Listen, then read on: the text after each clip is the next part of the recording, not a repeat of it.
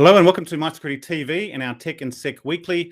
My name is Chris Cubbage. I'm the Executive Editor with My Security Media, and this is our Friday morning episode, and a very special one really on the back of AUKUS. Australia, UK and the United States have launched a new security partnership. We're going to be joined from Canberra, Dr. Malcolm Davis, the Australian Strategic Policy Institute, and Zack Cooper, the American Enterprise Institute in Washington. So it's great to have these gents on at relatively short notice, but as Malcolm Davis just recently tweeted, it's the day after AUKUS and day 2 starts. So it's quite a new era that we're moving into. For those that, hang on just a second. I've got those in the wrong way. Hang on a minute. One thing, I'll turn that off. There you go. Hang on. I can't walk through my slides if they're not there. Oh, goodness.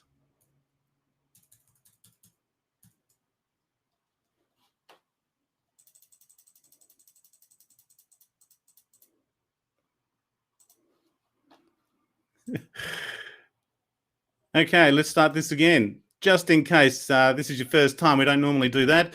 But if it is, if you are returning, we cover off on space and aerospace, defence and national security, cybersecurity and critical technology, and cities and infrastructure. We are streaming live on YouTube, Facebook and LinkedIn. Our main Facebook page is the Asia Pacific Security Magazine. And otherwise, I think we'll release this out as a Cybersecurity Weekly podcast as well, given its magnitude, and we'll cover off on cybersecurity as well as part of these arrangements. And we are hoping to go for the full hour today as well. Just a very quick recap on what we've been doing. We last week spoke to Senator Eric Abetz, the Senator for Tasmania. He's been calling for a national cyber security summit, given the implications of cybersecurity nationally. And the Australian Cybersecurity Centre has just released their annual report. So when Senator Abetz called out that cyber attacks are being reported every 10 minutes, so that has increased to every 8 minutes now from that report. So that's available on MySecTV. And then also we spoke to retired Colonel Neil Greet last week on MIA, Missing in Action. This is the Australian Security Leaders Climate Group, calling for greater resilience in the response to Australia's climate and security failure. And again, that has implications for our region as well in Australia's national security. And also thank you to our sponsors. ISACA Conference Oceania is later this month, 28th to the 30th of September 2021 virtual. And also we have our Women in Space coming up on the 6th of October. This is part of a city. This is an Australian space industry, technology, infrastructure and investment festival that we are running, My Security Media and our Space and Defence channel as well. So tickets are now available for that virtual panel session for Women in Space as part of International Space Week as well. Thank you to our main sponsor, Secure ID and RSA Business. And also, if you want to support the channel, go to mysectv.shop and we have our Cyber War series merchandise there available. So welcome to support us. That's it from me. And sorry about this mix up there, but let us bring on our special guest, Dr. Malcolm Davis with the Australian Strategic Policy Institute, and Zack Cooper from Washington there, the American Enterprise Institute. Gents, thanks for joining us. Thank you. Let me just flip that around. So Zack, I was going to start with you. This is obviously massive news here in Australia, and there's a lot of discussion. The Twitter sphere is literally going off. What's the sort of the resonation? How is this resonating, I suppose, in Washington, and sort of the implications you feel locally there for the US? I think it's getting a huge amount of attention in Washington. I'll tell you, I've been paying attention to Australia for a while, as you and Malcolm know, and I have never seen anything that has gotten nearly this level of attention. Even thinking back to when President Obama gave his speech announcing the pivot to Asia back in November 2011, that was a little different because the speech happened in Canberra. Right? It happened before the Australian Parliament. And so it got a lot of attention here, but the attention really wasn't so much on the US-Australia relationship. And I think now what we're seeing is a lot of debate about the relationship. And it helps that, we had the 70th anniversary. So there was already some lead up in the public in the United States about this. But I also think it's just a unique time. Obviously, we've just gotten out of Afghanistan. People are kind of wondering, what's the Biden administration's foreign policy going to look like now? And this is really the first clear clue about where they're headed. And it is a pretty shocking announcement from my standpoint, right? No one saw this coming outside of folks that were in government, and really a small handful outside that were made aware. So this is getting a huge amount of press here. In general, very positive, but I know there have been some small hiccups the last 24 hours, which I'm sure we'll get into. Yeah, I was going to maybe stay away from that in terms of the guy down under, but is it around the nuclear subs as well? Because obviously we've got that alliance anyway. So the US, UK, the fact that they've just called it AUKUS isn't new, or is it really around that nuclear subs deal?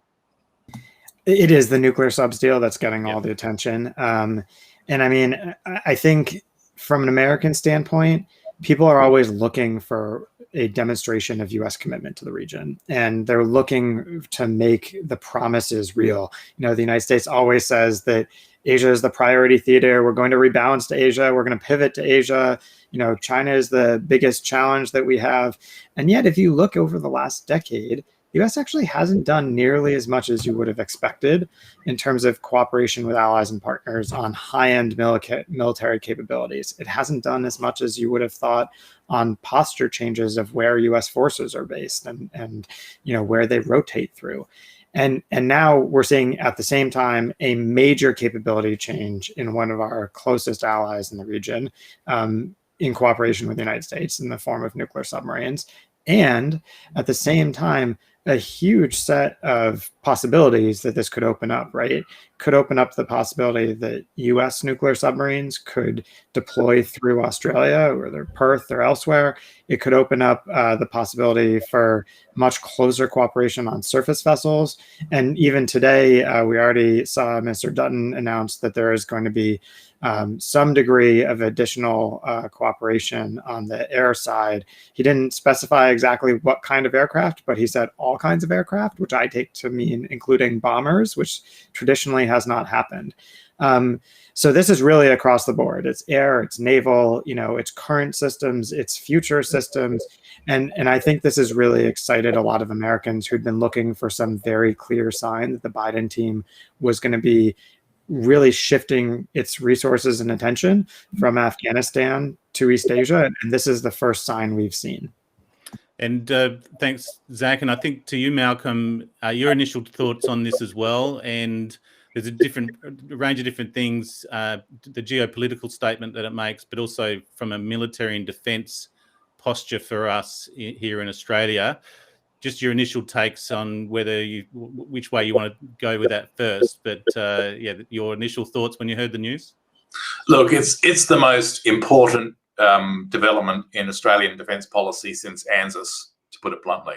Yeah. You know, it is really elevating Australia's importance and role in the Indo-Pacific region alongside the US and the UK, not just because of the nuclear submarines, but because of the broader focus on technology cooperation in all sorts of critical and emerging technologies, which I think many would argue, you know, things like artificial intelligence, quantum technology, autonomous systems, space, and so forth, are going to be really the true deciding technologies in the next war in terms of how they're going to win against an adversary like China.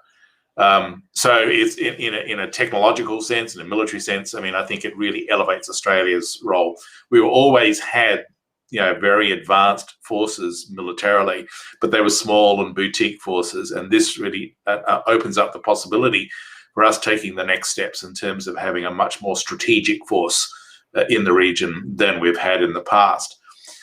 In a geopolitical context, I think it's really critical because not only does it elevate Australia's role alongside the UK and the US, but it acts as an anchor for the US into the Indo-Pacific region. And Zach made the point about, you know, Afghanistan. You know, there was real uncertainty as to what the Biden administration foreign policy and defense policy stance was. It, you know, was it talking the talk, or was it going to actually walk the walk in the sense of, you know, making commitments to allies and sort of operating in the Indo-Pacific region? I think that AUKUS really makes it clear that the Biden administration is serious about its commitments into the Indo-Pacific region. And that's probably the most important aspect of this, is that it strengthens that message to the region that the US is committed to security and stability in the Indo-Pacific. And it also sends a very strong message to Beijing that the US isn't going to walk away from its allies in the Indo-Pacific region. You've got, in addition to AUKUS, you've got OSMIN happening, which is really critical. But you've also got the Quad that's soon to happen in terms of a meeting, and that's vital. So you've got these series of important steps in foreign and defense policy terms that the US and its allies are taking that are really sending a strong message that must be deafening in Beijing by now, that the US and its allies are not going to simply roll over and basically watch as China asserts itself. And so in that sense, both in military technological terms and also in geopolitical terms, this is a watershed. It's the most important defense development since ANZUS. And hence the theatrics around that and the way that it was announced. I think there's a couple of things. How the initial impact on the French as well. They're quite active in the Pacific as well, and the current deal, and then maybe back to how this is actually going to work. It's good to make the announcement, but nuclear-powered submarines operating out of Australia, whether it's going to be the first of its kind in the world. We've not got any nuclear capability here, and there's just the word nuclear garners a lot of reaction, emotional reaction, both even domestically, but also within the region as well. The impact on the French are obviously not happy, and they're, from a sort of defence and ally perspective, they are an ally. How it impacts on Japan. What stands out amongst all of that as well, from you, Zach, on those relationships? Yeah, I think this is the one area where there's been a little bit of an opportunity missed to reach out to the French beforehand. The other questions that we're going to hear a lot about are exactly how the nuclear submarines are going to be fueled and whether it's high or low enriched uranium, which is significant proliferation concerns. I have to tell you, I'm not particularly concerned about Australia acquiring nuclear weapons, but this is the other attack line we're going to hear. I think on France, a couple of bottom lines. First, as you both know well, the French had some opportunities to manage the program better, right? And the reality is the program was not being well managed, and that's how we ended up in this situation. If friends in Australia had been confident that this program was going well and at costs, and that the subs were going to be delivered on schedule, then I don't think there would have been any chance that Australia would have made this decision. So first, we have to acknowledge that the problems within the program are, I think, what drove Australia to reconsider. I do think, however, that there should have been more outreach to France earlier in the process.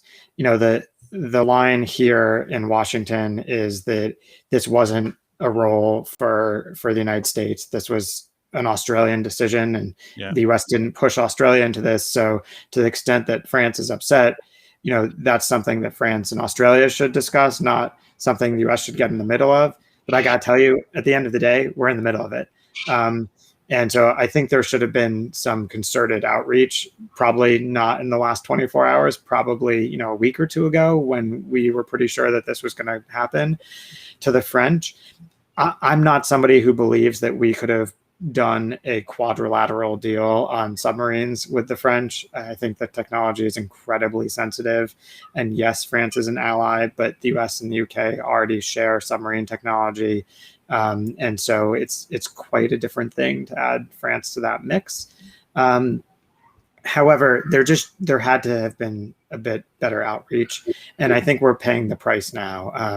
And I can tell you, there's been a lot of discussion about that here in the last 12 hours in Washington, including at the White House. So I think they know that they have to do some damage control, not just in France, but possibly in the rest of Europe as well.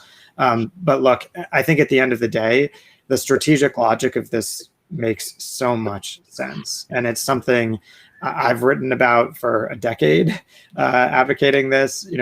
ASPI, Andrew Davies, has been, very, very thoughtful on this for even longer. There's just a very clear strategic logic for nuclear submarines for Australia. And so I think even though the French are upset, the decision was right. Maybe the way we've messaged it hasn't been as artful as it could have been.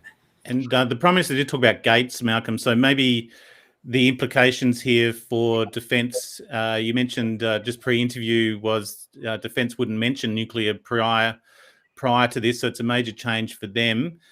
How the program was running, and then maybe the timeline of this new program, and sort of what's the status or sit rep for this, given this sudden change?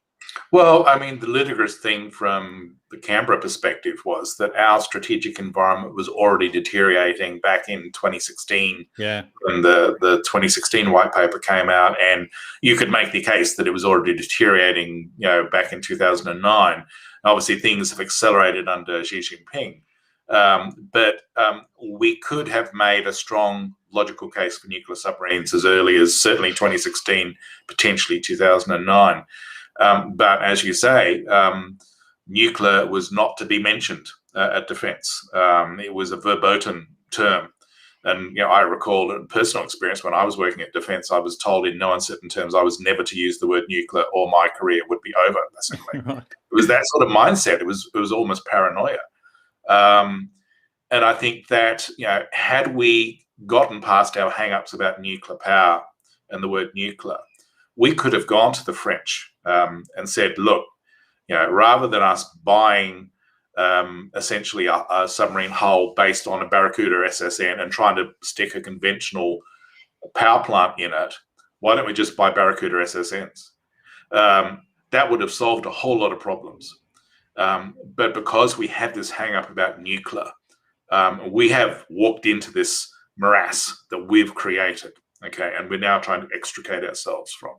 And the way we're doing it is by ultimately getting probably either US Virginia class or UK Astute class SSNs. But we've also annoyed the French in the process, because we've taken them down. Lost 5 years. We've taken them down the path and spent a huge amount of money, achieved very little, and now we've diplomatically annoyed the French. So it's the French have mismanaged things, as Zack correctly notes.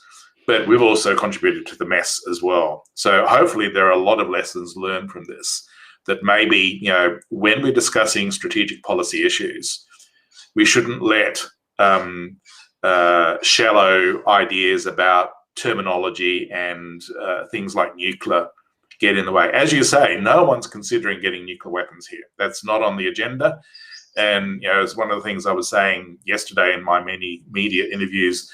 The world would have to be a much darker and more dangerous place for us to ever consider that option. Okay. Yeah. So we're nowhere near that. And I don't think we'll ever get to that point. What we are getting is nuclear powered submarines. And I think we could have got to that point a lot faster and a lot easier than what we've done it. But here we are. And in terms of how we get to actually deploying those boats, it's going to take a long and torturous process, no matter how we do it. The one saving grace is that, if we tie into the Virginia class boat, there's a manufacturing line, there's a production line that's active in the US that we could tap into and try to accelerate the process that way. The figures I've heard is that we will get the first boat, the first SSN, by 2036. But really, strategic circumstances mean we should have that boat a lot sooner. And so maybe we need to have a discussion with the Americans about saying, can we basically have the first 2 or 3 boats off your production line, and then we build locally the rest, rather than waiting until 2036 before we get the first SSN. Yeah, because even the French deal was, a crazy timeline. And I think one thing I did want to cover off is that time frame. So 2036 sounds like a long way away when we think about what the threat landscape is here in the region, and specifically Taiwan. It doesn't look like Taiwan's going to hang on until 2036. Most analysts are talking about this decade at least, and then you only have to look at the operations that China is doing around Taiwan. Really, they could go any time, really, from what we're seeing. Zack, how does that time frame sit with you, 2036, before this becomes operational in terms of the subs? Yeah, I mean, look, you remember the Collins class replacements were supposed to come online at some point in the 2020s, and then all of a sudden it wasn't the 2020s, and it was the 2030s, and then all of a sudden it was, well, maybe the 2040s, and so these timelines always have a habit of slipping. I do think there's an opportunity here, which is, so right now the United States produces 2 Virginia-class submarines a year. That is basically all that we have the capacity to build. There's no question, though, that from an American perspective, even just for American needs, we should be building 3 a year. That requires a shipyard expansion. There's a big debate in Congress about whether in the $3 billion that the Biden team is trying to $3 trillion, that the Biden team is trying to push through Congress, whether that should include a shipyard expansion. That would make this a lot easier, in which case you would open up substantial capacity, which potentially could result in an earlier turnout of a couple of Virginia-class submarines, if that's what Australia is going to get at the end of the day. So I do think that there is some opportunity to look to move the timeline up. And I think there's some tough questions for defense on this. So obviously, you're spending a lot of money already on Collins class renovations, which are going to be expensive, right, in the billions of dollars. So do you keep those going? I think you probably do. How much time does that really give you? I don't know. But I think these are the kinds of assessments that are going to be critical. But as you know, Chris, I mean, realistically, I think in the 2030s, certainly we're going to be very stretched on undersea capability. It would be really nice to have this capability out there, in the early part of the 2030s, not the latter part, and definitely not having to wait until the 2040s. So I do think that timeline is going to be a big focus over the next few years. Yeah, that was the one thing that really surprised me from yesterday was the timeline. We are making this huge decision to get nuclear-powered submarines, based on perception of the rapidly deteriorating threat environment, and yet we're still talking 2036, 2038 to get the first submarine. I would have thought that the Australian government, as part of these discussions, would have said, right, we need to find a way to get these subs sometime in this decade. And whether it's by working with the Americans to add an extra production for shipyard so that we can accelerate the process, or whether we lease an American submarine or something along the lines of that. But instead, we seem to be constantly stuck in a disconnect between, on the one hand, our strategic perception of a deteriorating strategic environment that's deteriorating very rapidly, and the growing threat of a Chinese move against Taiwan sometime this decade, versus a very slow, casual, relaxed approach to capability acquisition within defense that is not just in terms of the subs, but in everything. And there's this complete disconnect that somehow is not being resolved. And that's got to be resolved. Otherwise, we're going to be in serious, serious trouble. There's 2 ways. Well, in fact, the Prime Minister mentioned the relatively benign security environment that Australia has enjoyed over many decades in our region is behind us. So therefore, we're planning in 15 years ahead on how we're going to respond to that. That's how I read it. I suppose one of the underlying, and we'll come back to the subs domestically, what that means. I hear in my mind, there's 2 things going to happen domestically. One, it's good economically.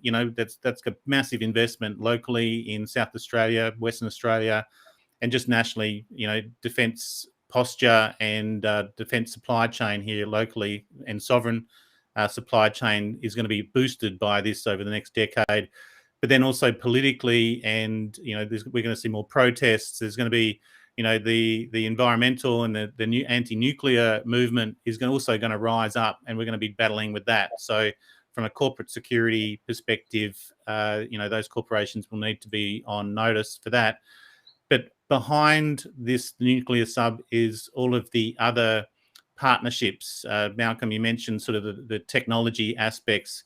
I thought at least wanted to mention things like the Tomahawk cruise missiles, joint air-to-surface standoff missiles, long-range anti-ship missiles, hypersonic missiles. What's your take on all of that, Malcolm? You mentioned all of this has been sort of announced previously, but it's all part of a package. Is there anything that does bring that timeline in terms of our national security and defence forward that's suitable? Look, I think the key thing is that we are suddenly realizing actually we don't have any long-range strike capability. Once we retired the F-111s in 2010, that's it. We lost it, and the F-35 is as good as it is. It has relatively short legs, so we do need to correct that capability gap, and we're trying to do that now with the LRASM, the long-range anti-ship missile, the JASSM-ER, and now the TLAM. Problem is with all of these systems, and getting into the technical weeds, is they all still are relatively short range against the context of China's expanding anti-access and area denial envelope. So the delivery package has to get well within that envelope in order to release the munition to get to the target. And that's a real challenge. And I suppose that's where the hypersonic weapons side of things really comes to the fore. But that's not going to bear fruit for many years yet. So this is the challenge we face, is how do we get firepower to a target, say in the South China Sea, without the delivery system being shot down before it can release its munition. And the strike capabilities that were announced under AUKUS are an excellent step forward from where we were with Harpoon, but they are still lacking in range compared to the threat that we face in terms of anti-access and area denial, and also Chinese long-range standoff weapons, the sort of DF-26, DF-17, the air-launched ballistic missile. All of these capabilities are coming online in the PLA. So this is a conundrum. How do we get firepower to the target without necessarily penetrating their anti-access and area denial capabilities? One obvious solution, I mean, if we're getting nuclear submarines, let's go for broke and talk about B-21. But would the Americans be prepared to share that with us? That's the key question. If they're prepared to help us get nuclear submarines, maybe they might. Maybe this is a discussion for AUSMIN either this year or next year, but it certainly could build into AUKUS down the track.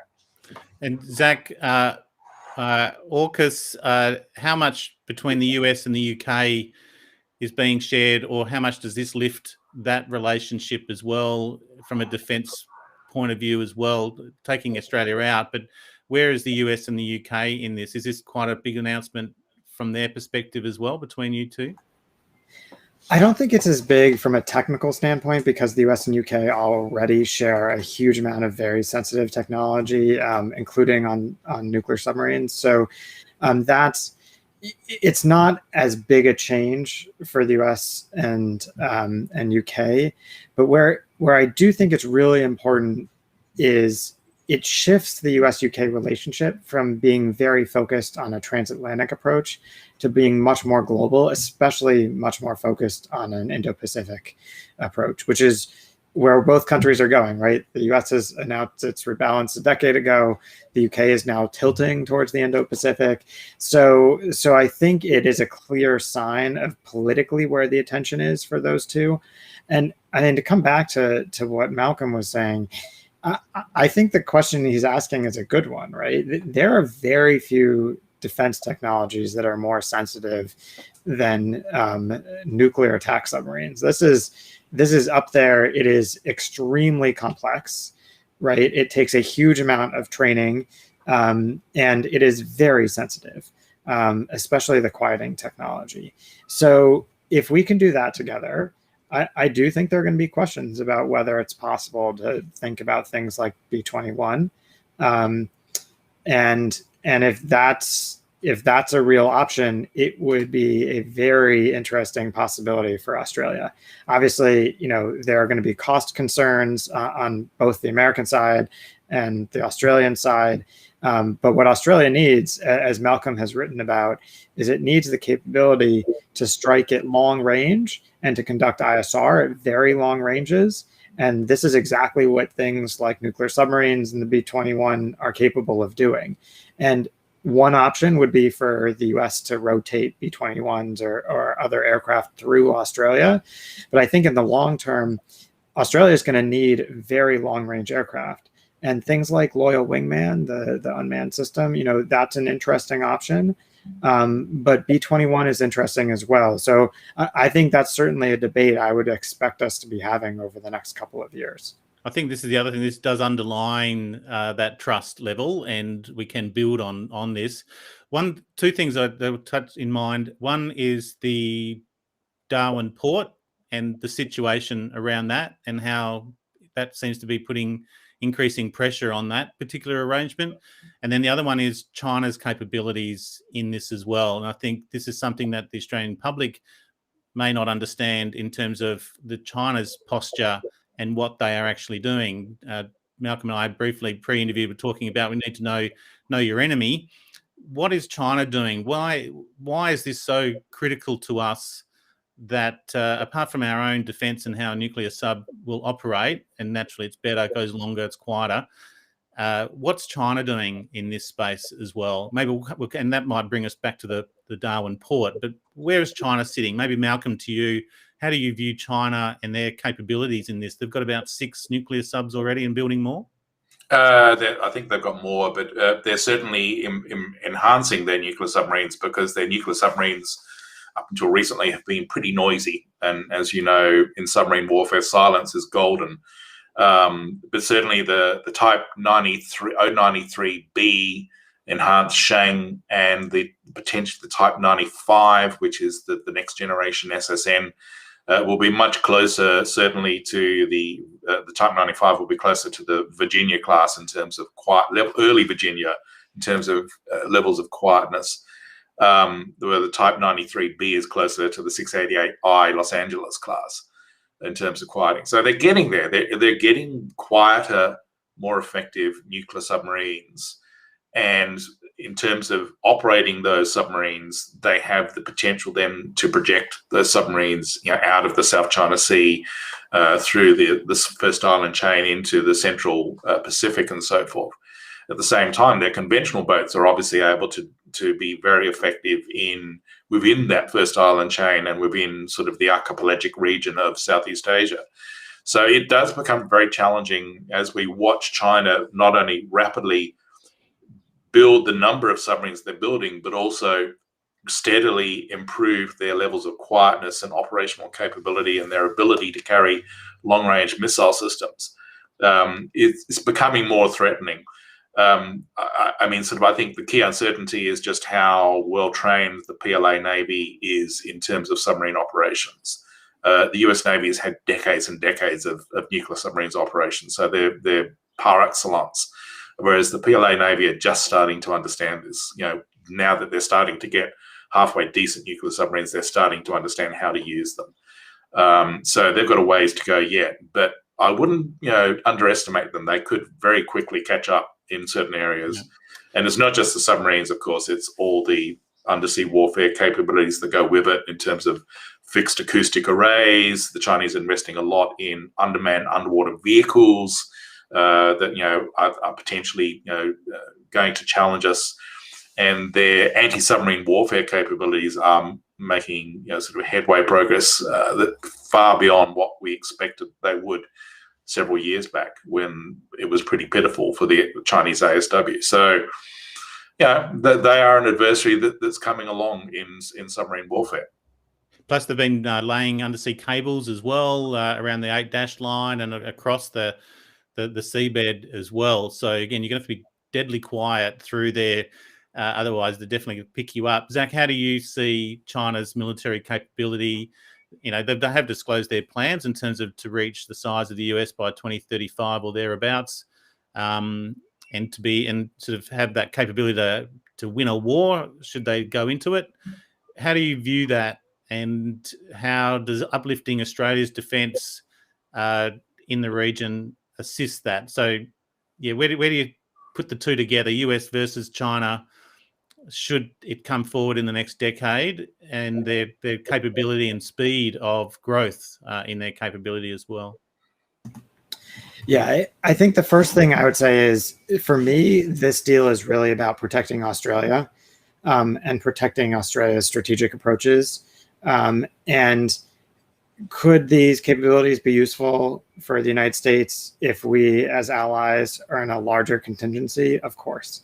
But I think these are capabilities that Australia needs independent of anything involving the United States. There's going to be a lot of talk about, oh, Australia's just getting this because of Taiwan or something of that sort. No, right?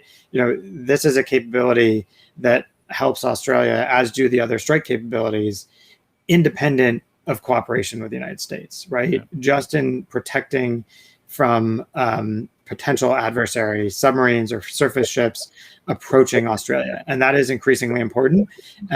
So I think the first thing to say is this is good for Australia, in my view, regardless of whether Australia is interested in, other possible contingencies. Now, does this potentially help from a US standpoint if there is a larger contingency? Of course. We have a very significant edge undersea in terms of our nuclear attack submarines compared to the Chinese. The problem is we have a very significant disadvantage in terms of the number of submarines that we're going to field and the number of submarines that will be in theater at any one time. And so anything that we can do to increase those numbers is going to be really critical. And right now, that means, the US working closely with Japan, which obviously fields some very good diesel electric submarines. But if in the future we're talking not just about a couple of Collins-class boats potentially being available, but some nuclear boats as well, that will matter. Even if those boats are staying closer to Australia, that also just takes away a mission that American forces might otherwise be doing, right? And so it frees us up to do other things potentially a little bit closer to China. So I think from an American standpoint, this is good for Australia. It's good for the United States. That I do find it sort of funny that the Chinese are complaining about Australia's acquisition of nuclear-powered submarines being destabilizing when China's been churning out submarines, including nuclear-powered submarines, for years, and apparently they tended to think that was stabilizing, and now this isn't. So, I think you're going to get all kinds of claims from our friends in Beijing, but my personal view is the military balance has been undergoing pretty rapid change and not to our advantage for several years. So anything we can do to stabilize that is a good thing.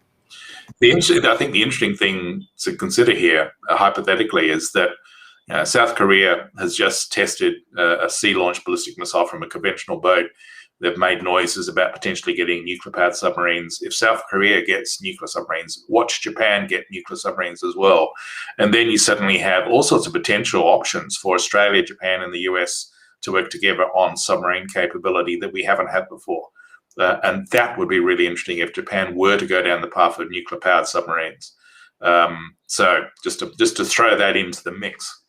And the relationships with maybe South Korea, I mean, the Korean peninsula at the moment has been pretty active this week. In fact, it's been knocked off the news, normally be headline news this week with the test going on.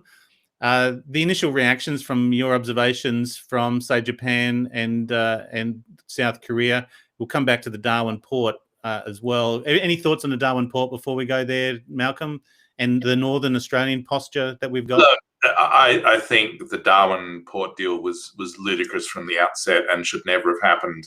And under AUKUS, if they don't tear up that agreement and kick Landbridge out, they're clearly living in cloud cuckoo land. This is something that needs to happen and happen very fast.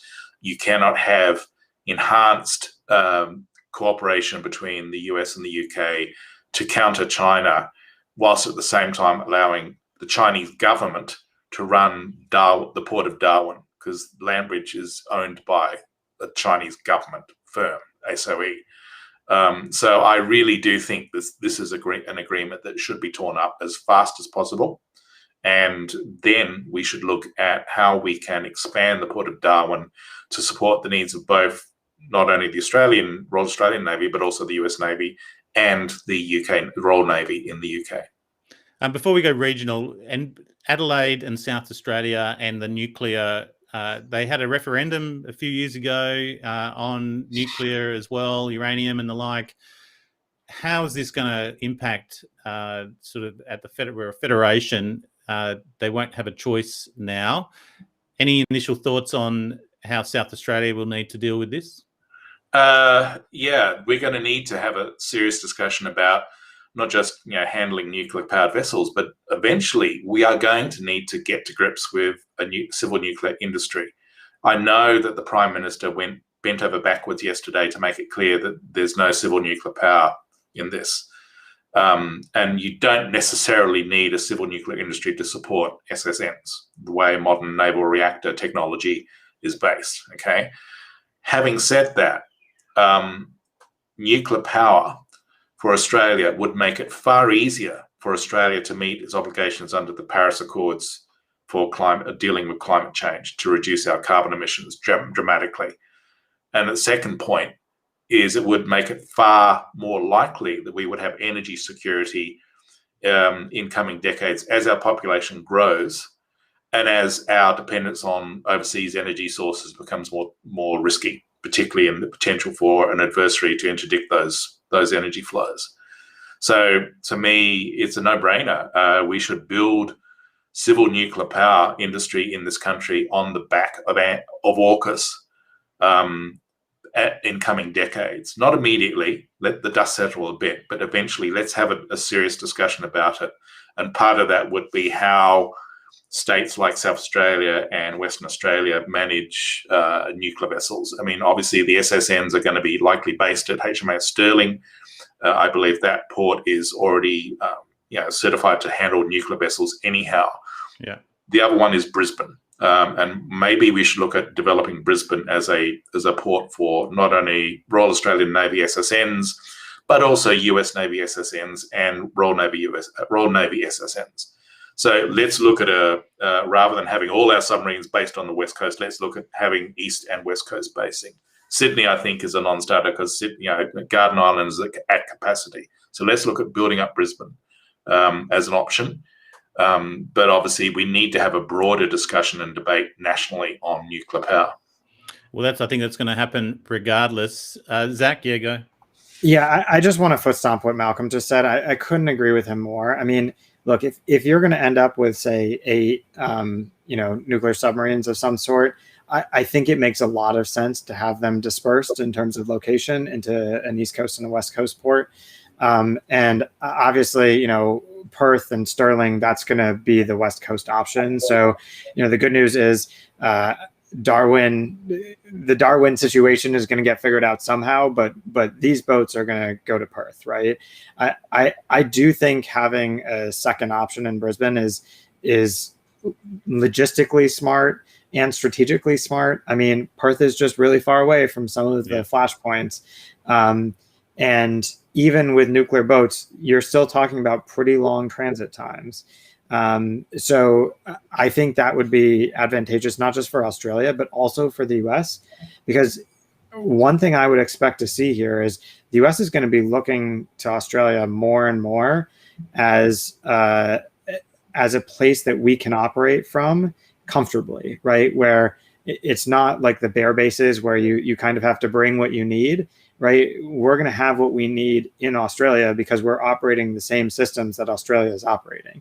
So if that means that we have to bring a nuclear boat into Perth or maybe into Brisbane in the future and do some work on it, we'll be able to do that.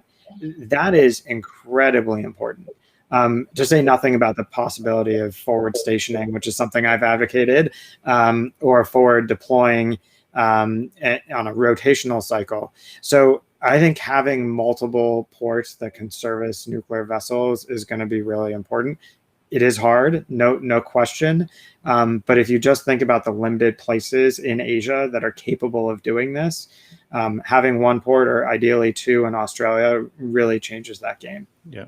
And you got the Marines in Darwin already, and that's looking like that's going to be expanded as well. And then maybe it comes to the Quad, Japan, South Korea, and then our immediate neighbor, Indonesia. Anything falls out between sort of Japan, South Korea, how they are viewing this? Hopefully they don't feel too left out, do they? My view on this is I don't think the Japanese feel left out at all. What they felt left out by was not getting picked for the submarine deal in the first place. And that's a little bit of their fault too. But I think now their view is going to be, okay, Japan doesn't do nuclear submarines, right? So there was no Japanese option here. What I think the Japanese will be looking for is, okay, well, if the US is doing a major co-development program or technology sharing program with Australia, where's the major technology sharing program between Japan and the United States? And that there are a whole bunch of options that we could talk about there. But I think that's what that's what the Japanese are going to be looking for from this deal. It's not going to be looking for more cooperation from Australia necessarily. It's going to be asking the US why we haven't done something similar with them. On the Korean side, Korea's requirements are very different, right? They're dealing much more in the Yellow Sea, in the East Sea of Japan. And so the questions for them are, they don't really necessarily need that kind of range that we're talking about with large nuclear powered submarines.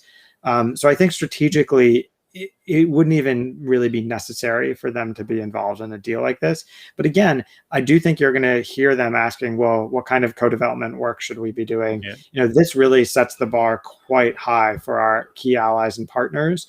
There's just no one doing this kind of close cooperation outside these three countries at the moment. So I think what you'll hear from our closest friends in Asia is a little bit of jealousy. They won't want in on the deal, but they will want their own deals. I take it, given the layers involved in this in terms of the technology, there will be opportunities. Malcolm, your thoughts on that, and maybe ASEAN, Southeast Asia and the Pacifics. New Zealand's already said, no, you're not coming here with nuclear subs. How does it change our relationships with others? Well, look, we've got to remember that AUKUS is not just about nuclear subs, it's about critical and emerging technologies. So, quantum, AI, autonomous systems, all of these things. So the potential to develop something in parallel with AUKUS with South Korea and Japan would be really interesting, where we're sharing and working together on critical and emerging technologies. Obviously, the Quad is an organization or an initiative that would potentially open up all sorts of opportunities for technology sharing. And there's already a dialogue in the Quad about critical and emerging technologies. So that's something that could be built on. Southeast Asia, ASEAN, yes, obviously it's really important we have good relations with Indonesia. But the challenge of all of these Southeast Asian states, with perhaps the exception of Singapore, is that they don't have a lot of resources to fund highly capable defense forces. The one that interests me the most, apart from Singapore, is Vietnam, because they've got the greatest risk in terms of a Chinese threat in the South China Sea, and the potential to engage with Hanoi in terms of some aspects of technology sharing for maritime surveillance, I think is really interesting to look at. So high altitude UAVs, space capabilities, that sort of thing, unmanned surface vehicles is something that we could look at. But we do face a challenge with the Indonesians in particular, because they are very clearly determined to try and sit on their non-aligned fence as long as they possibly can, and not do anything that would anger Beijing. And that's a challenge for us, is how do we get them to work with us when you have the Chinese essentially determinedly pushing further south with their 9-dash line and challenging Indonesia's claims to the Natuna Islands. So I think that there's all sorts of opportunities here for, if you like, AUKUS to be a model for other agreements throughout the region that could strengthen the multilateral aspects of a free and open Indo-Pacific and strengthen defense cooperation to counterbalance and deter China. And the Pacific Islands as well. As I mentioned, the French are out there quite extensively, and China obviously is looking to expand its influence in the region as well. Where does the Pacific sit here in how they both treat nuclear subs coming through, and how it changes the conversation between, say, the US and China and the Pacific and our relationships in the Pacific? I didn't actually get to New Zealand. And go to New Zealand then. Well, they're in the... It wasn't a deliberate slight against Wellington, but I think that seriously need to review their nuclear stance, because yesterday, Jacinda Ardern made that statement and everyone just shook their heads. We live in a different world from the 1980s, where we are seeing a major challenge from China, including in the Southwest Pacific. And for her to say Australian submarines are not welcome in our waters effectively was just a huge slap in the face. We know that they've got this non-nuclear policy that dates back to the Longy period in the 1980s, but it's outdated.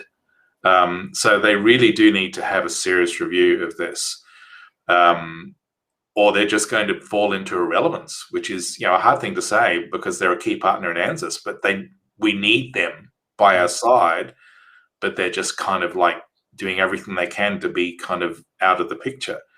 So in terms of the Pacific Island states, we do need to work with them. But once again, they are small powers with limited resources. And so we need to carefully tune and calibrate any cooperation deal to meet their needs, not only in terms of their perceptions of climate change as a threat, but also what can they manage with us in terms of security and defence cooperation.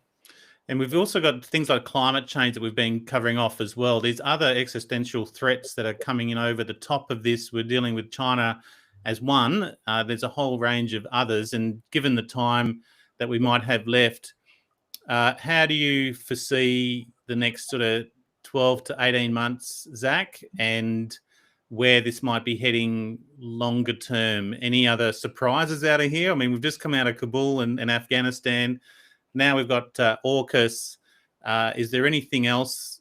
And we didn't see this coming either. So is there anything else that is in the potential pipeline, maybe with the Quad potentially? You got Prime Minister Morrison coming to the US for their Tier 1 Quad meetings later this year as well.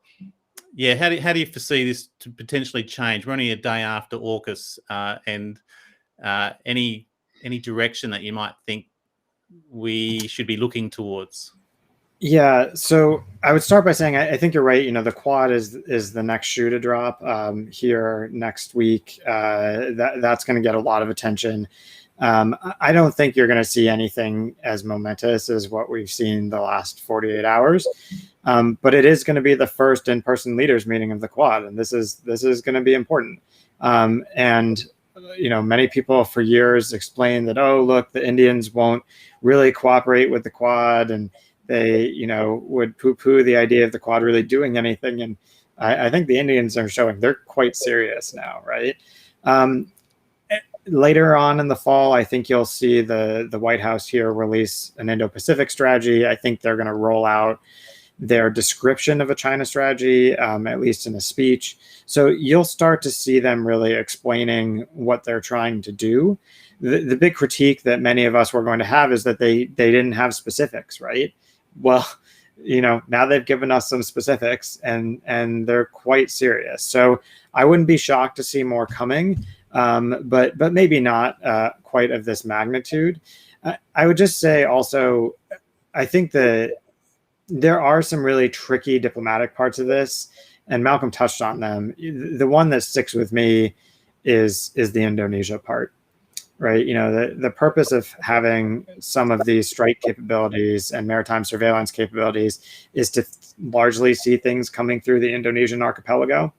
And that means that we have to get Jakarta understanding what we're doing. I've been strongly in favor of trying to set up a US, Australia, Indonesia trilateral to really try and engage the Indonesians. And I think that's more critical now than ever. So the Indonesians not only understand what we're doing, but actually appreciate that some of these capabilities could be helpful for them as well. So I would look for some of those kinds of diplomatic efforts over the next few years. But look, I think this is a pretty momentous few days, and I doubt we're going to see anything else that quite rises to this level, at least through the end of this year. I hope not. It's been a crazy year so far. Malcolm, your thoughts on all of this as well and moving forward? Look, I think Zack summed it up quite nicely. I mean, the Quad is really the next big game in town. I mean, obviously, I'll be watching AUSMIN quite closely to see what comes out of that. But it's going to struggle to compete with AUKMIN in that sense. AUKUS.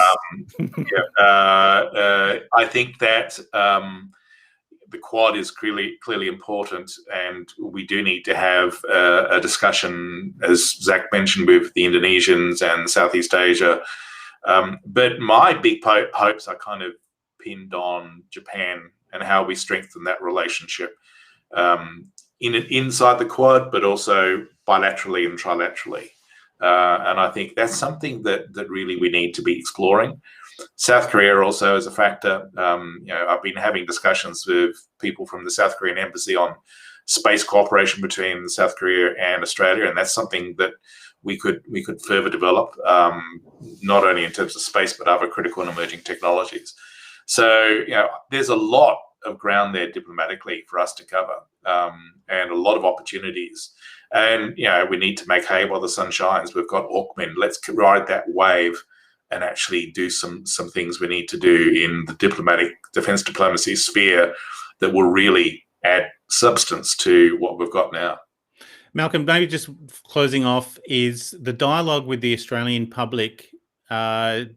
We're in the middle of a pandemic. There's a lot of mistrust out there already. We're just, not struggling, but, we're battling to get people vaccinated at this point. How do you think domestically this will play out as well? There's going to be a lot of pushback. The Greens are pushing back. Labor is a little bit non-committal, like, they'll just watch this space. How do you think publicly this will play out before an election, as we lead to an election? I think that increasingly a large sector of the Australian population get the strategic environment that we're in. They understand the challenge from China, and they will be okay with this. There'll always be a portion that kind of are stuck in sort of outdated anti-nuclear mindsets. And I think Adam Bant, the Greens leader, said yesterday that this is going to be a bunch of floating Chernobyls in Australian cities, which is utterly ludicrous. If he knew anything about naval nuclear reactor technology, he wouldn't have made that statement. But that's the sort of mindset. And I think really what we need to do is this government needs to now make a very good effort on education on what we're getting, on why naval nuclear reactor technology is safe. There's no radiation spilling around all over the port of Stirling, when we're talking about these things. And make it clear that the advantages, and that's where I go back to my earlier point about a civil nuclear energy program. We need to have that discussion. It's not good enough for either the Prime Minister or the Leader of the Opposition to say there will be no civil nuclear power generation in Australia, because relying completely on renewables is not a long-term solution. They're getting better and better in the technology, but they're never going to meet the complete energy demands of the country. And we can't fall back on fossil fuels. So what's left? We've got nuclear power. Now we have a golden opportunity to push that and say, okay, we're getting nuclear-powered submarines. We're going to need a certain amount of infrastructure to support them. Let's take that next step going forward and get a civil nuclear power. I'll let Zach jump in because he's just about to leave. No. And Zach, look, thank you so much. And you do have to go. You're off to your next interview. That's the thing with that being analysts. You're constantly in demand. So I really do appreciate your time and your valuable insights, Zach. So I'll let you go. Thank you so much for your time. Well, thanks so much. It's great to see you, gentlemen. And what a momentous few days. So I'm sure we'll be talking about this for years, but wonderful to get to see both of you. And we'll have you back. Thanks again, Zach. Appreciate your time. And Malcolm, likewise, I'll let Zach go out there. And Malcolm, once again, thank you so much for your time this morning. And we've gone to the full hour quite easily. And I think we covered off most of the sort of the context of this. And now it's really going to get into the details. So thank you very much, Malcolm Davis there in Canberra with the Australian Strategic Policy Institute. Appreciate your time. Thank you. Good on you, Malcolm. Thank you. Okay, and look, just to finish off, and I did stuff up my slides there at the start, so I'm just going to knock off and just to let you know what we've got coming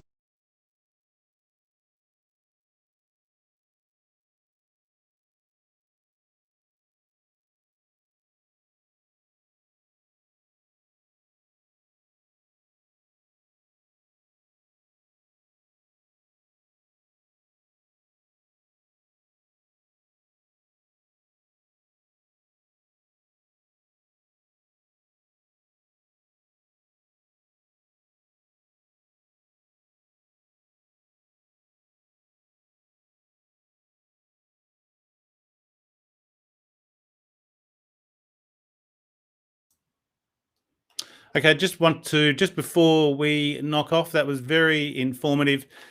Just lets you walk you through what we've got coming up. That interview will be put out as an edited standalone as well. This is obviously our MySecTV live session. Reports of the week, I covered off this last week because we did this so quickly, but these are still worthwhile having a look at. The AIIA, the Australian Information Industry Association's Growing Globally Competitive Industries, and also Papua New Guinea private security. We didn't really touch on Papua New Guinea, but specifically, but obviously this has implications for the Pacific.